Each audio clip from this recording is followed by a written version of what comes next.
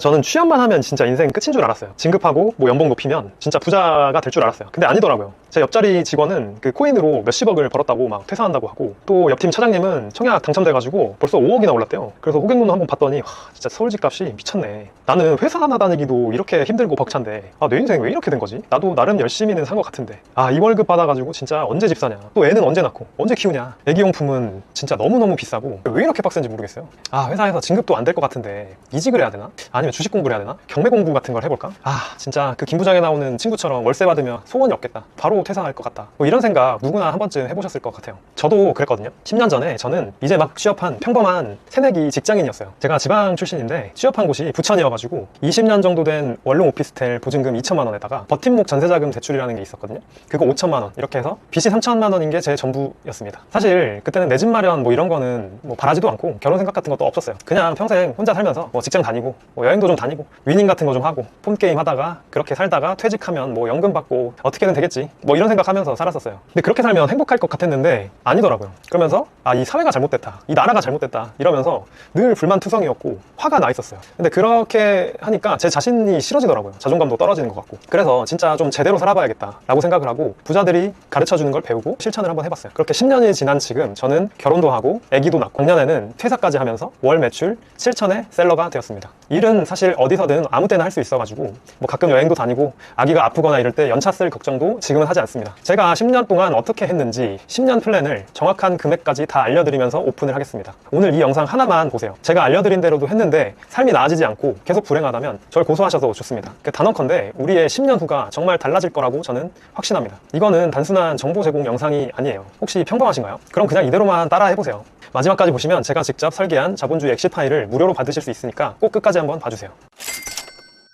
자, 일단 큰 그림을 먼저 그려봐야 되거든요. 먼저 내가 원하는 삶이 어떤 건지를 디테일하게 그려보고 그 삶에서 한 달에 얼마 정도 지출이 되는지를 확인을 합니다. 그리고 일을 하지 않고도 그 돈이 나오려면 얼마의 돈이 필요한지를 확인합니다. 그리고 나서 현재 내 상황을 체크를 해서 5년, 10년 액션 플랜을 세우면 됩니다. 이렇게 얘기하면 조금 헷갈릴 수 있으니까 천천히 제가 설명을 해드릴게요. 자, 먼저 내가 원하는 삶이 어떤 건지를 디테일하게 그려봐야 돼요. 이런 삶을 살게 된다면 저는 돈과 시간에 구애받지 않고 원하는 걸 하면서 살 수 있을 거라고 생각을 하고 지금도 그렇게 생각하고 있습니다. 되게 디테일할수록 저는 좋다고 생각을 해요. 강한 자기 암시, 자기 확신, 자기 최면의 효과도 좀 있고 10년 뒤에 실제로 그렇게 살고 있는 모습을 상상하면서 실제로 그 집도 보러 가보고 그 동네도 보고 그 차도 한번 타보기도 하면서 구체화해보는 것도 큰 도움이 되는 것 같아요. 일단 집부터 말씀드리면 저는 내 가족, 내 자식이 좁지 않고 안전한 환경에서 크면서 교통도 어느 정도 괜찮고 각종 교육과 문화적 인프라를 누리면서 살면 행복할 것 같아요. 그래서 현실적으로 타협한 게 이 수준이긴 한데 저는 어렸을 때부터 이사를 많이 다녀서 자가로 거주를 하는 것을 목적으로 뒀습니다. 근데 이게 요즘에 이게 맞나 싶을 정도로 집값이 말이 안 되는 수준이라 이런 삶의 목표의 벽이 되게 높다고 느껴지기는 해요. 근데 이런 목표를 가지고 살면 언제까지 이렇게 살아야 되나 이렇게 막연한 생각보다는 그래 저기까지만 일단 해본다 라는 동력이 생길 수 있다고 생각합니다. 두 번째로는 차. 저는 어렸을 때 저희 아버지 차가 그 프라이드 레조 그다음에 스포티지였어요. 저 포함해서 5명이서 그 차를 타고 다녔는데 저는 그 차를 타면서 되게 멀미가 자주 났던 기억이 나거든요. 막 어디 여행 갈 때 막 휴게소 같은 데 가서 막 토하고 이랬던 기억이 나요. 근데 지금 생각해보면 좀 더 크고 좀 더 승차감이 나쁘지 않았으면 어땠을까 라는 생각을 합니다.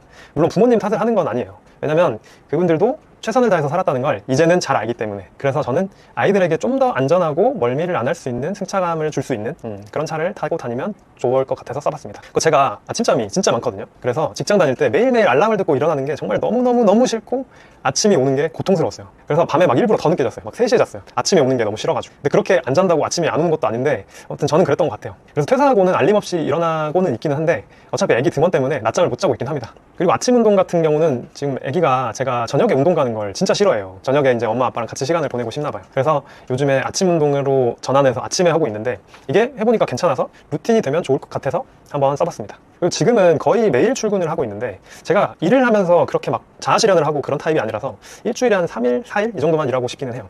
그래서 제가 10년 동안 백화점이랑 면세점에서 근무하면서 스케줄 근무, 주말 근무, 그 다음에 지방 발령 이런 이슈가 있는 회사를 다녔습니다. 정말 많이 배우고 감사한 일들도 많이 있었지만 그곳에서 제가 마냥 행복했느냐 하면 그렇진 않았던 것 같아요. 그리고 사실 지금 시점에서 예전 회사에서의 그런 클래식한 산업보다는 이커머스만큼 효율적인 건 현재까지 없는 것 같다고 생각합니다. 거기에다가 부동산 투자까지 더해지면 정말 이보다 완벽한 조합은 없다고 생각을 해요. 저는 부동산 투자로 사실 이 정도 순자산을 달성을 했고 이커머스로 월 매출 7, 8천 정도를 유지 중이면서 계속 디벨롭해서 아내와 아이들도 같이 일할 수 있는 탄탄한 법인을 만들면 행복할 것 같습니다. 그리고 제가 조리 고등학교를 나왔어요. 그리고 조리사 자격증도 5개 있고, 대학교도 식품 전공, 호주에서도 주방에서도 일하고 식품 공장에서도 일하고 첫 직장에서도 백화점 식품관에서도 일해서 먹는 거를 정말 좋아하고 또 만들 줄도 알아서 지금 거의 매일 하원하고 애기랑 밥도 같이 차려서 먹는데, 실제로는 남이 해준 음식을 먹는 걸 제일 좋아합니다. 근데 비싸잖아요, 밖에서 사 먹으면. 근데 돈에 구애받지 않고 외식을 주중에 한두 번 정도, 그리고 주말에 뭐 한 번 정도 하면 행복할 것 같아서 써봤습니다. 그리고 여행은 제가 좀 추위를 많이 타요, 더위보다는. 그래서 지금 같은 겨울이 되게 싫어요. 그래서 진짜 돈이랑 시간만 있으면 뭐 애기 겨울방학 갔을 때 따뜻한 곳에 가서 한 달 살기 이런 거를 뭐 갈 수 있으면 좋을 것 같아서 써봤습니다. 우리가 그러면 매 순간 돈이 있어야만 행복한가? 그런 건 아니라는 거예요. 누군가는 저녁에 막 술 먹고 골프 치고 노는 거 좋아할 수 있는데, 저는 술을 못 마시고 안 좋아하거든요. 그래서 저는 그냥 집에서 저녁에 아무것도 안 하고 뭐 애기랑 놀고 뭐 핸드폰 하고 그런 거 보면서 노는 게 좋고, 또 저는 아직까지는 막 돈이 많이 드는 골프 같은 운동은 안 해도 행복해요. 그리고 명품 시계 이런 게 사실 제 인생에서 막 행복을 결정짓는 척도가 아니에요. 누군가는 뭐 롤렉스, 뭐 파텍 필립, 포르쉐 뭐 이런 게 더 중요할 수도 있는 거죠. 이렇게 상대적인 거란 거예요. 그럼 이게 중요하고 행복한 사람은 그런 삶을 그려보고 그걸 즐기는데 필요한 금액을 지출해 써보는 겁니다. 저 같은 경우는 지금 생활비의 한 3배 정도를 적어놨어요. 뭐 식비, 자녀 교육비, 뭐 여행 취미 이런 데 비중을 늘렸고, 이 정도면 충분히 불행하지 않을 정도의 삶이라고 생각이 들어요. 제가 그 넥슨 창업주분 사망 소식에 되게 충격을 많이 받았거든요. 아니 거의 대한민국 1, 2위 하던 부자가 왜 대체 그런 선택을 했을까? 그리고 그 자식들은 그 금액을 상속을 받아가지고 세계 최연소 억만장자가 됐더라고요. 근데 그러면 행복할까요? 저는 사실 아니라고 생각을 해요. 그분도 그 자식들도. 근데 저는 사실 이때 진짜 월에 1,000만 원 한번 벌어보려고 막 가족, 친구, 뭐 건강 이런 거 다 내팽개치고 끼니도 막 거르고 아침에 나와서 일자리 카페 같은 데 가서 일하고, 저녁에 거기 닫으면 도서관 가면서 김밥 한 줄 먹고, 도서관에서 또 9시, 10시까지 막 일하고, 오면 애기 자고 있고, 뭐 그런 인생을 살고 있었는데, 이때쯤 그런 생각을 했던 것 같아요. 좀 제대로 된 인생 플랜을 만들어 봐야겠다. 이러다가는 일론 머스크까지 가겠다. 영원히 불행할 수밖에 없겠다. 고인의 상황을 제가 알지는 못하지만 그 정도의 회사를 만들고도 스스로 목숨을 버리는 인생보다는 나와 내 가족이 적어도 불행하지 않는 인생을 살아내야겠다고 다짐을 했습니다. 그러니까 이거를 잘 썼으면 이제 시작이 반이라는 거였잖아요. 사실상 절반 끝난 거예요. 목표하는 삶에서 항목별로 지출을 쭉 적어봅니다.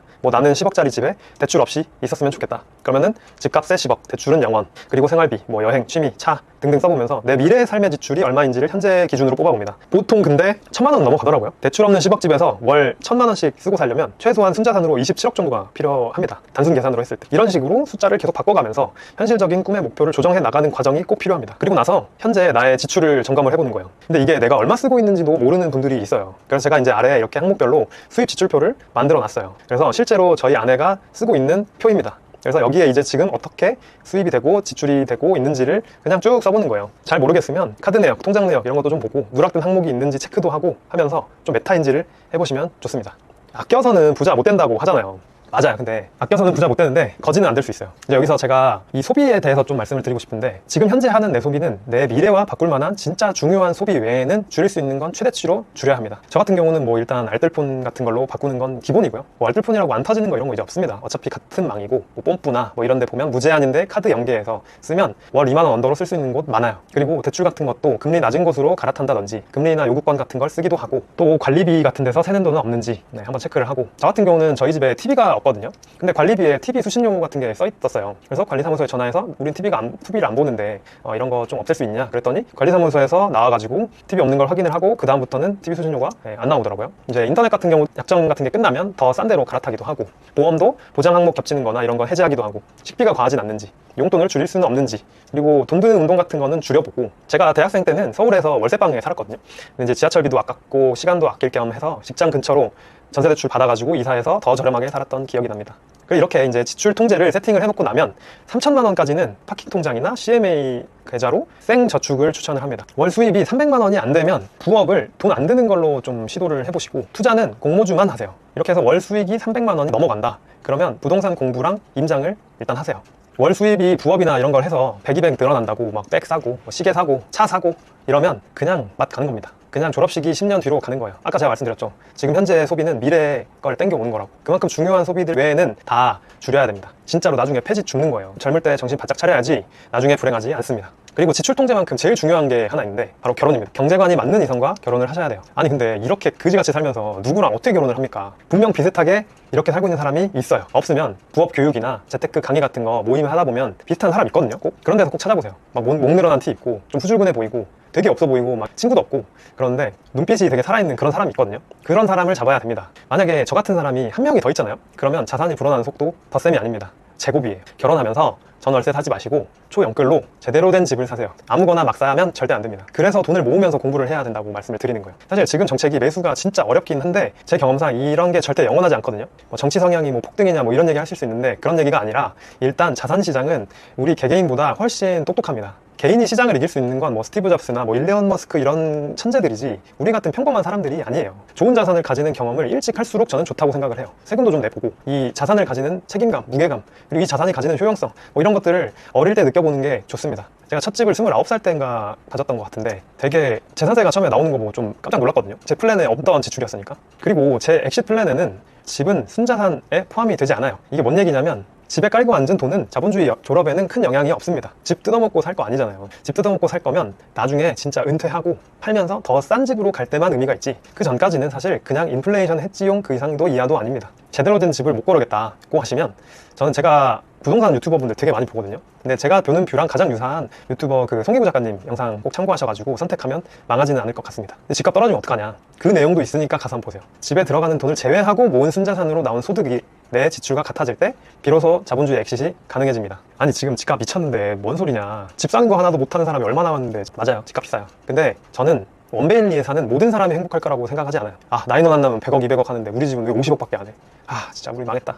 이런 불행 속에 살고 있는 사람도 분명 있을 거예요. 내가 진심으로 꼭 원베일리를 가야만 행복한지를 깊이 고민을 한번 해보세요. 그 현실과 이상의 접점을 잘 찾아보셔야 됩니다. 처음부터 그 집을 사지 못한다고 절대 불행해하지 마세요. 사회초년생이 30대가 세계 10위권 경제대국의 수도의 핵심지의 부동산을 한 번에 살 수는 없어요. 이렇게 지출을 단단하게 좀 막아놓고 이제 벌면서 잘 굴리면 자산은 생각보다 빠르게 늘어날 거예요. 여기서 근데 핵심이 지출을 늘리지 않는 겁니다. 제가 만든 표에 나와 있듯이 저는 월소득의 거의 80%를 저축을 했어요.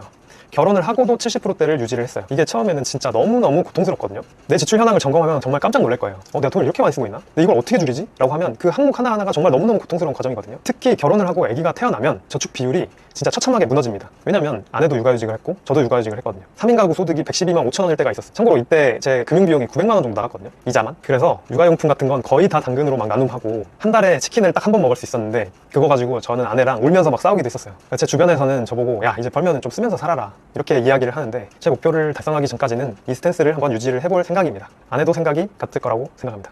근데 이렇게 살면 진짜 너무너무 불행할 것 같죠. 한 번만 해보세요.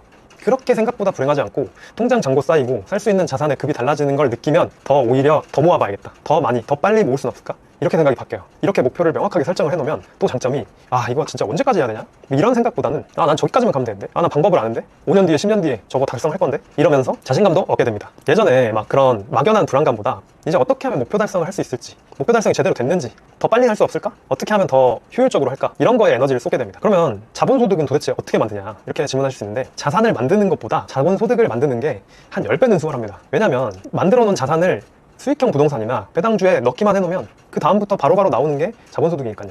근데 그 정도의 자본을 만드는 게 더 어렵지 자본소득을 만드는 건 좀 더 쉽습니다. 그리고 자산을 그렇게 형성해 나가면서 생긴 노하우나 지식 같은 걸 바탕으로 더 높은 수익률로 세팅을 할 수도 있습니다. 배당주 같은 것도 있고 상가, 오피스텔 이런 걸로 치환을 하기만 하면 됩니다. 언제냐? 당신이 목표를 달성할 때. 근데 이렇게 물어볼 수 있어요. 아 근데 중간에 목표 바뀌면 어떡해요? 바뀌면 바뀌는 거죠. 저도 이거 매년 바꾸기도 하고 뭐 이게 숙제 검사하는 것도 아니니까 내가 진짜로 행복한 게 바뀔 수도 있는 거고 또 지금 뭐 잠실보다 나는 꼭 반포를 가야겠다 하면 반포 적어놓고 이런 필요한 거주비에 뭐 40억 이렇게 적어 놓는 거죠. 저는 10년 전에 목표가 순자산 10억이었어요. 근데 10억만 되면 바로 은퇴하겠다. 바로 퇴사한다. 왜냐면 저는 결혼 생각도 없었고 10억 정도면 월급 정도 딱 나오더라고요. 그러면 그거 뜯어먹고 살 생각이었는데 결혼도 하고 애 낳고 이러다 보니까 어느새 목표가 계속 이렇게 올라가 있더라고요. 야 씨 그럼 이거 언제까지 이렇게 사냐. 아마 목표를 달성할 때까지겠죠.